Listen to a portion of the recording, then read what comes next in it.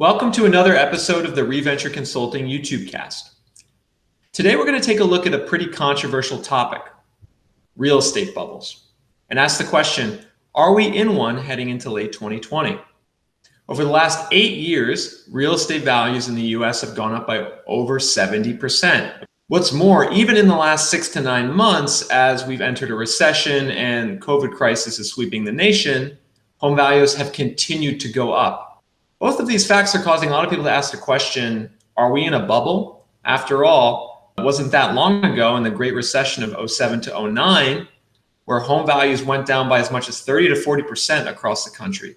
Some markets even saw declines of 60%. Could we be entering another situation where that's going to occur?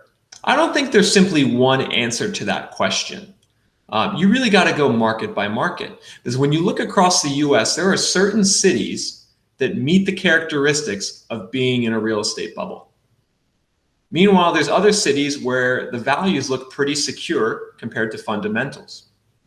If you're thinking about buying a home or investing in real estate, you're going to want to know where your market falls along the spectrum. So without further ado, let's find out which markets look like bubbles and which ones look like safe investments.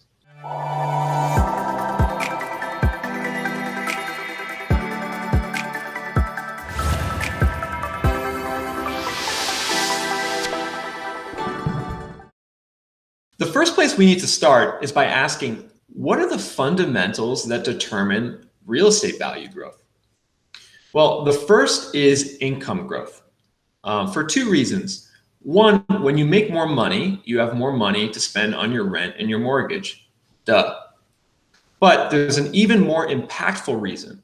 That has to do with how real estate is often debt financed. So when you go to get a loan to buy a house, the bank is going to look at your income, and then the higher your income level is, the higher the loan amount they'll be willing to give you. So when incomes go up, loan amounts go up, and when loan amounts go up, real estate values go up.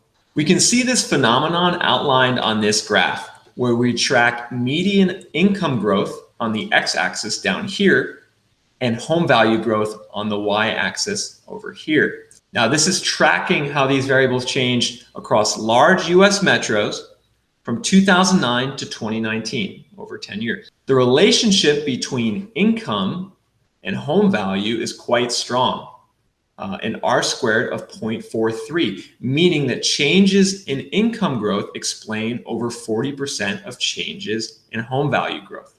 The closer that these dots, which each represent a different metro area, cluster closer to the line, the stronger the trend is. Now, you can see there's certain dots which fall either far above or below the line. For instance, Las Vegas saw home value growth of 55% over that period compared to income growth of 16%. Meanwhile, on the other end of the spectrum, New Haven, Connecticut actually saw a home value decline of 8%. Yes, home value declines can happen, despite income growth going up by 15%. So clearly there's something else going on here.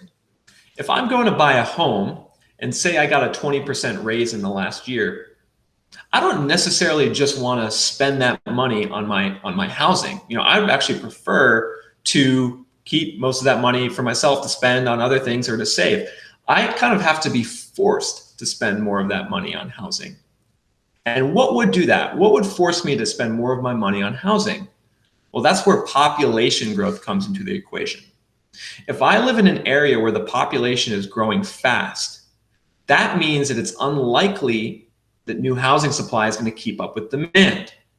All of a sudden, all these new people need places to live, and they don't necessarily have places to live. That's going to push the prices of homes up. So population growth is the other thing we need to look at. And that's what this graph does. Down here on the x-axis, we have population growth. And again, we have home value growth on the y-axis, looking at 2009 to 2019. The R squared is 0.33, not as strong as income growth, but still quite a significant relationship, meaning that higher population growth pushes up home values. Now, what's a way that we can combine these two variables? After all, certain cities might have higher income growth or lower population growth or vice versa. How do we look at both? Well, let's just add them together. All right, so stay with me here. Now on the x-axis, we have a new variable, which we're calling population growth plus income growth. So we're trying to capture both a city's income growth and population growth in one and comparing that to home value. The relationship with an R-squared of 0.61 is the strongest we've seen yet, meaning that this new variable explains over 60% of what happens with real estate values.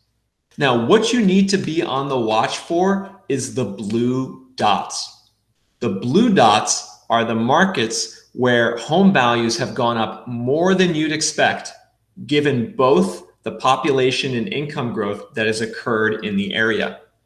Let's start with Las Vegas. So Las Vegas home values have gone up by 55%. Their population plus income growth was only 35%. Dallas, Texas is another city that sticks out, where home values went up by 70% compared to only 50% on population plus income growth. Denver, Colorado is another. We're talking 76% home value growth compared to 61% population plus income growth. Detroit, Michigan, 37% home value growth compared to only 29% population plus income growth. Some other cities that also fall under the blue dot bubble category include Los Angeles, Riverside, California, Houston, Texas, San Antonio, Nashville, and San Jose, California. So again, let's just repeat what's going on in these markets. Home values are going up faster than the fundamentals of what determine home value. So people are having to spend a higher portion of their paycheck on housing costs. And it's not as if there's necessarily the population growth nearby to justify that increase.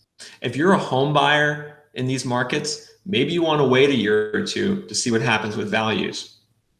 Now, the green dots, that's the complete other side of the spectrum, where home values have gone up less than you would expect compared to population and income growth.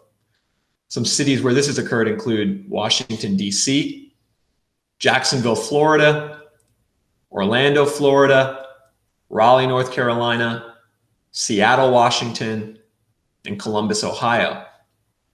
These would be markets where you should feel safer buying a home or investing in real estate today. The fundamentals of the market have gone up a lot in the last 10 years compared to how much home values have gone up. So let's reiterate. Markets such as Las Vegas, Dallas, Denver, Detroit, and Los Angeles look like they could be in bubble territory. Values have gone up a lot more than fundamentals would dictate. On the other side of the spectrum, markets like Columbus, Ohio, Seattle, Washington, Raleigh, North Carolina, and Jacksonville, Florida appear to have really solid fundamentals underlying their real estate values. This is really important data to know if you're trying to buy a home in these markets or you're a real estate investor trying to pick which market you want to be in. I hope you guys enjoyed that video. Please leave a like, a comment, or subscribe. I would really appreciate it. And if you have any questions or would like me to review any data or markets, drop me a line and maybe I can make a video about it. Until next time, this is Nick from ReVenture Consulting signing off.